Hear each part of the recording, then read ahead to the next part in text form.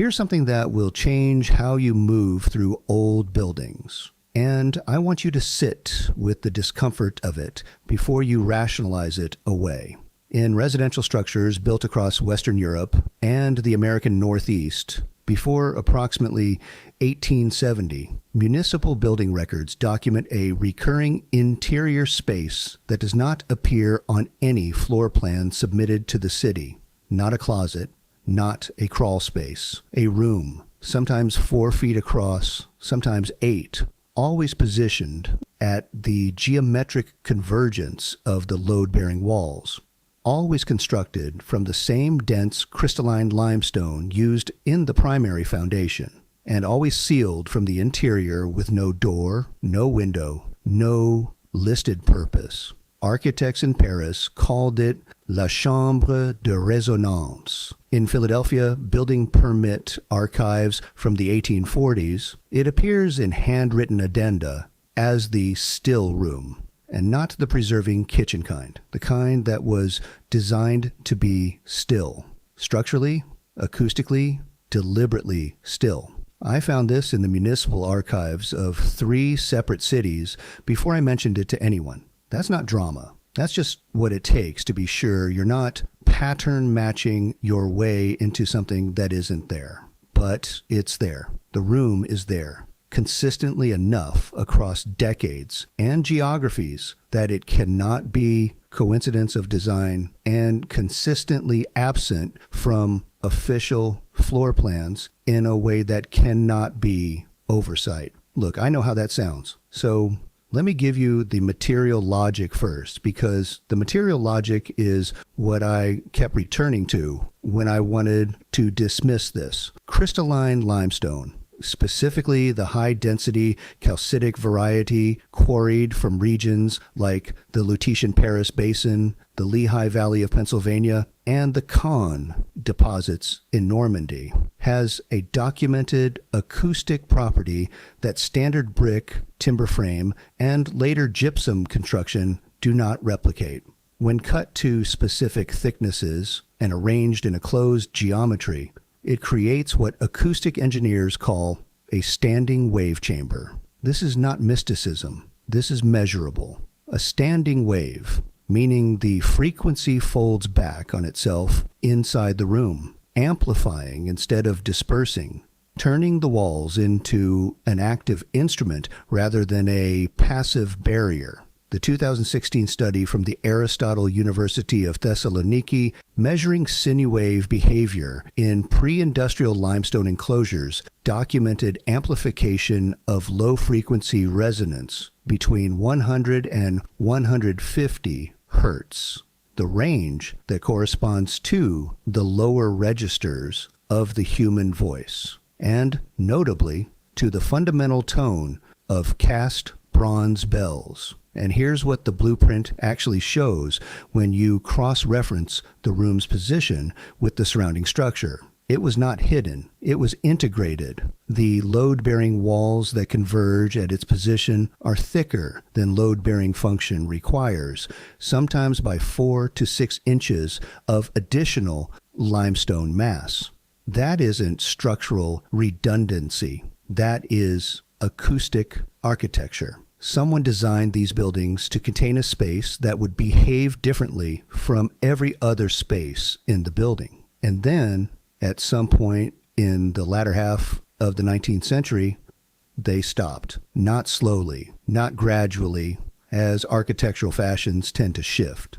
The municipal building records in Paris show the last documented resonance chamber submission in 1861. In Philadelphia, 1863. In London, where the tradition appears in a slightly different form as the harmonic alcove in Georgian townhouse construction, the last recorded example is 1858. Within a decade, across 3 countries on 2 continents, a specific architectural technology disappears from the building record simultaneously. Gone. Bricked over. No explanation in the official record beyond the emerging standardization of balloon frame and later platform frame timber construction, which, as any structural engineer will tell you, does not account for the simultaneous disappearance of the feature in masonry buildings, where the shift to timber framing is irrelevant. So the official explanation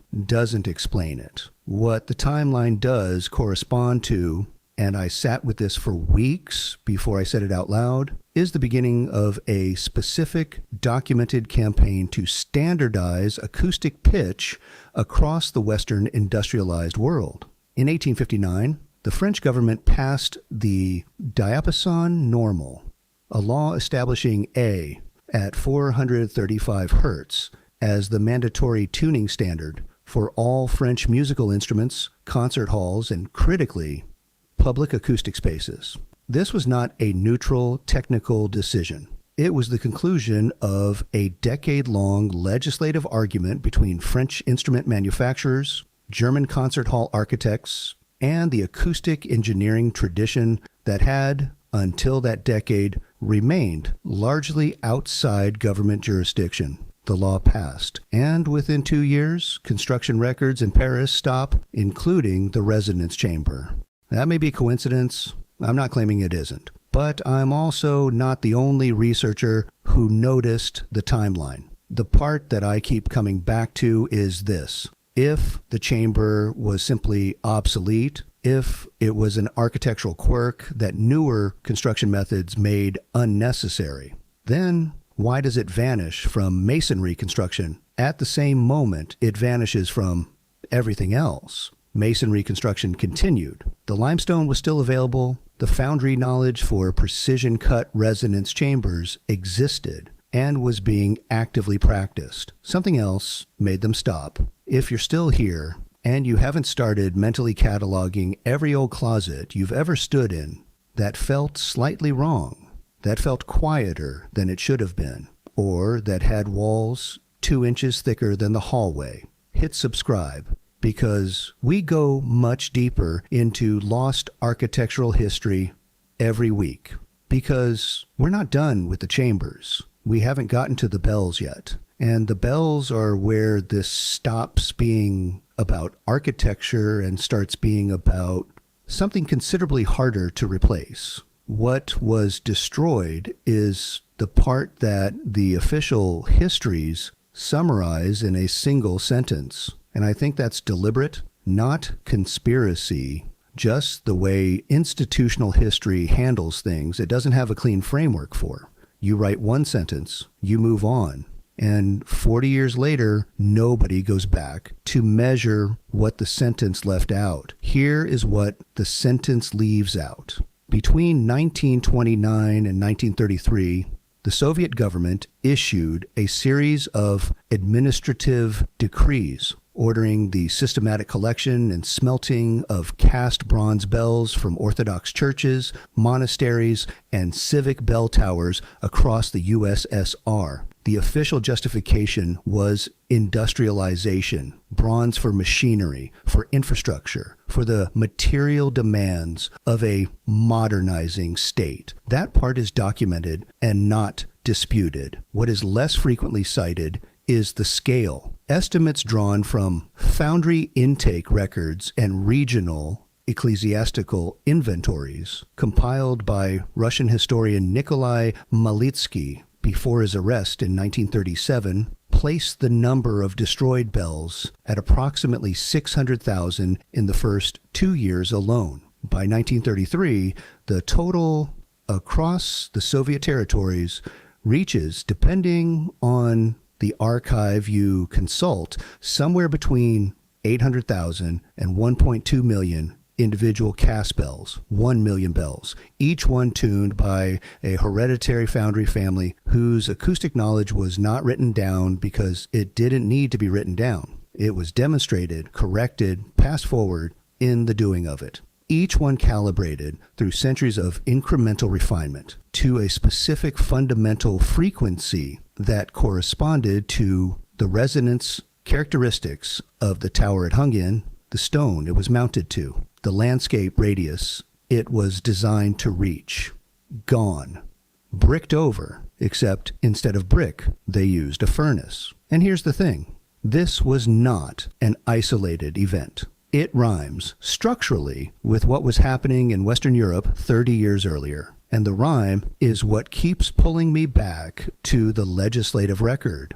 In 1885, the Royal Philharmonic Society of London recorded its orchestral tuning standard as A at 433 Hertz. By 1896, the same organization's internal records, held at the British Library, document a shift to 439. By 1920, the international standard being lobbied for by the emerging recording industry was A at 440. And in 1939, at a conference in London, attended by representatives from Nazi Germany who had been actively promoting 440 as a universal standard since the mid-1930s, it was formally adopted as the International Tuning Pitch.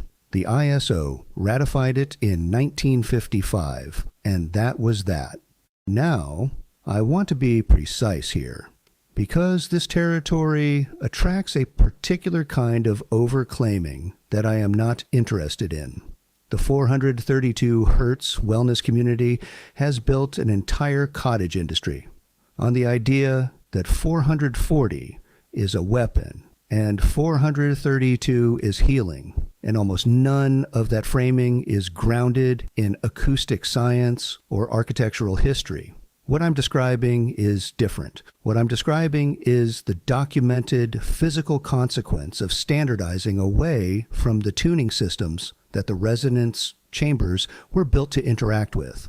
Here's what the acoustic record actually shows. The resonance chambers that survive, and some do survive, sealed inside the walls of pre-1860 buildings that were never demolished, discovered during renovation in at least 11 documented cases across France, Belgium, and Pennsylvania, were built to specific interior dimensions that produce standing wave amplification at frequencies between 108 and 144 hertz in the fundamental, with harmonic overtones landing between 216 and 432 hertz. This is not a coincidence of numbers. This is the physical consequence of designing a stone chamber to resonate sympathetically with bells cast to the pre-standardization tuning systems common across European foundry traditions from approximately the 13th century through the mid-19th. The chambers and the bells were,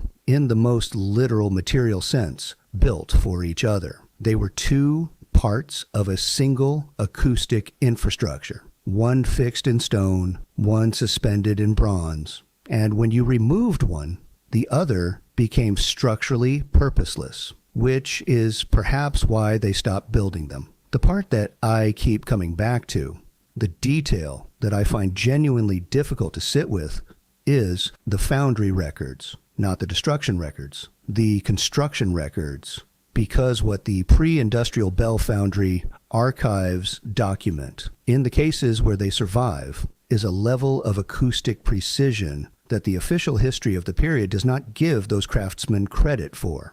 The Hemeny brothers, active in the Dutch Republic in the mid-17th century, left behind a partial treatise on bell casting that was rediscovered in the Utrecht City Archives in 1948. It describes a tuning methodology based on interior wall geometry, the curve, thickness, and lip angle of the bell, that produces not a single tone, but a chord. 5 simultaneous partial tones, each in a specific harmonic relationship to the others, each calculated to interact with the resonance properties of specific stone enclosures. They were not casting instruments. They were casting acoustic systems designed to interface with architecture. That knowledge died with the bronze. And here's what the legislative record shows when you line up the dates carefully. The campaign to standardize tuning pitch, which displaced the foundry traditions, and the campaign to standardize construction materials, which displaced the masonry resonance chambers, run parallel within the same 2-decade window across the same industrializing nations. That may be coincidence. Industrial standardization reshaped everything in that period. but the specific targeted nature of what was standardized away, not just pitch, but the physical infrastructure that pitch had been designed to interact with, is the part that the single sentence summary does not address. What replaced it? Gypsum drywall, first patented in 1894. Balloon frame timber construction. Materials that are cheap, fast, endlessly reproducible, and acoustically inert. They do not reflect. They do not amplify. They absorb and diffuse, which is what we now consider correct acoustic behavior in a domestic space. We built a civilization of rooms that do nothing with sound except make it go away. And the bodies that live in those rooms, the part that the physiological research reaches for and the architectural history mostly avoids, are the subject of what I need to tell you last, because there are 11 buildings still standing with the chambers intact, and the researchers who measured them didn't expect what they found inside. There is a building in Ghent, a private residence, mid-19th century, acquired by a Belgian Architectural Preservation Trust in 2003, where a renovation team, removing a section of interior limestone wall, discovered a sealed chamber approximately 6 feet by 4 feet, positioned exactly at the structural centroid of the load-bearing system, lined with the same high-density Lutetian calcite documented in the Paris municipal records. The renovation stopped. An acoustic research team from the University of Ghent was called in. What they measured inside that chamber using standard resonance analysis equipment was a standing wave pattern at 111 hertz fundamental with harmonic overtones at 222, 333, and 444 hertz, stable, consistent, reproducible across 17 separate measurement sessions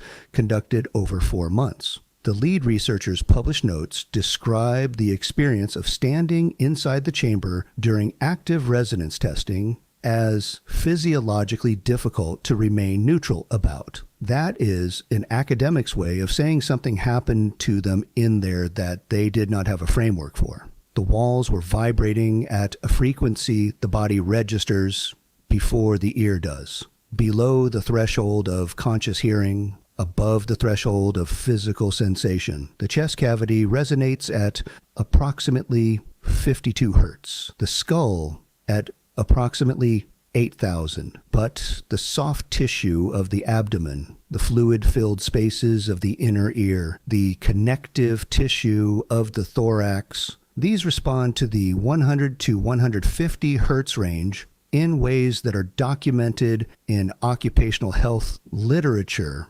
primarily because of the damage industrial exposure to those frequencies causes. The chamber was not producing industrial exposure levels. It was producing, by the team's measurements, approximately 60 decibels of focused resonance, the volume of a normal conversation, at a frequency the body processes as presence rather than sound. And just so we're clear about what was lost, this was a domestic space. This was inside a house. Someone designed a room inside a family residence that would do this to the people who stood in it. And then someone else decided that was not what rooms were for, and bricked it over. And we have been building rooms that do nothing ever since. Look, I want to be careful here, because the temptation is to reach for language about healing or intention or ancient wisdom, and I'm not going to do that, because the material record does not support that framing and does not need it. What the material record supports is simpler and, I think, stranger, that for approximately 600 years of European domestic construction, the people building houses understood something about the acoustic relationship between stone geometry and human physiology that the industrialization of construction materials made economically inconvenient to preserve, and so it was not preserved, not suppressed by a shadowy council, not mystically forgotten. simply deprioritized by a building industry that needed to produce housing faster and cheaper than crystalline limestone resonance chambers allowed and ratified by acoustic standardization legislation that made the physical infrastructure those chambers were designed for obsolete. The Hemeny brothers' partial treatise, the one recovered from the Utrecht archives, contains a passage that the 1948 editor translates awkwardly, but whose meaning is clear enough in the original Dutch. It describes the purpose of what they called the klankruimte, the sound room, as providing a space where the bell's voice could continue after the bell had stopped ringing. Not metaphorically, physically. The stone would hold the frequency after the bronze had released it. The room was the bell's memory. They replaced it with drywall. Gypsum powder pressed between two sheets of paper. We traded 6 centuries of refined acoustic architecture for a material that costs 40 cents per square foot, and which, as any fire marshal's report will confirm, burns. Which somehow is not the strangest thing about this material. The strangest thing is that we stopped noticing the silence. Because here is what I think the physiological research is actually documenting when it documents the body's response to the 108 to 144 hertz resonance range. Not an exotic effect, not a specialized therapeutic phenomenon, but the baseline. The acoustic baseline that pre-industrial domestic architecture was designed to maintain. The frequency range at which stone buildings, bell towers, and resonance chambers collectively hummed was not an addition to daily life in those centuries. It was the acoustic environment of daily life. The body was not being treated with frequency. The body was simply inhabiting a world that vibrated at a range it is, apparently, built to inhabit. And then that world was standardized away. The 11 documented surviving chambers in Ghent, in 3 locations in the Ile-de-France, in 2 buildings in Philadelphia's Society Hill district, in a monastery outside Bruges, in a Georgian row house in Bristol, and in 3 residential structures in the Lehigh Valley, are the last intact examples of a domestic acoustic technology that was never formally named, never written up as a system, and never officially discontinued. It just stopped. The last building permit addendum referencing a still room in Philadelphia is dated March 1863. The next permit on file for the same street is dated 1864 and does not mention it. No explanation, no note in the record. Just absence where presence had been. If you have ever stood in a very old building, a pre-Civil War farmhouse, a Georgian townhouse, a French provincial structure from before Haussmann's renovation of Paris, and felt the silence differently than you feel it elsewhere, I want you to consider that you may not have been imagining it. Old limestone buildings are quieter than modern construction in a measurable acoustic sense because the material absorbs and reflects frequency in a fundamentally different pattern than gypsum and timber. But some of them are quieter in a way that feels active rather than passive, like the quiet is doing something, like the walls are holding something the room hasn't finished with yet. The next time you're in one, knock on the interior walls, not the exterior, the interior load-bearing walls, the ones that run through the center of the structure. Listen for the hollow knock. The one that sounds wrong for the thickness of the wall, the one that doesn't echo outward but seems to drop inward, like the sound is falling into something rather than bouncing back. That's the room. It's still there. It's been there the whole time. And the stone is still waiting. Before I close this blueprint, drop a comment and tell me which part of this changed how you see the buildings around you. Because I've been measuring these rooms for a long time, and I still cannot walk past an old limestone wall without putting my hand on it. The frequency is still in there. The building hasn't forgotten, even if the record has.